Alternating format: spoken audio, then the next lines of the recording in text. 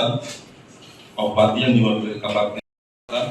Kapolres Oku Selatan AKBP Listiono Dwi Nugroho yang ditemui seusai kegiatan pelantikan anggota PPK mengingatkan anggota panitia pemilihan kecamatan yang baru saja dilantik untuk menjalankan tugas dengan baik dan selalu berpedoman pada aturan yang berlaku.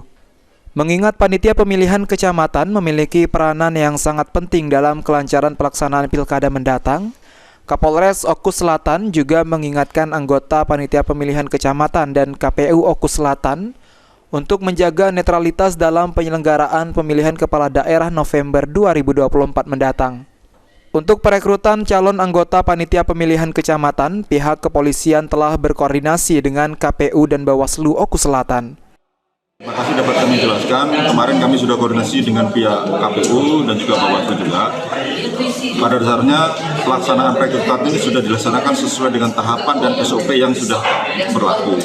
Namun jika ada masyarakat yang merasa dirugikan atau keberatan, silahkan untuk melapor sesuai dengan aturan yang berlaku juga.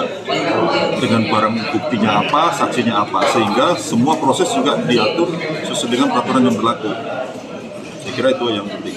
Harapan kita sendiri Pak untuk menjelang pilkada ini terhadap masyarakat maupun penyelenggara seperti apa Pak? Harapan saya baik penyelenggara, panitia, masyarakat dan termasuk juga kami Polri.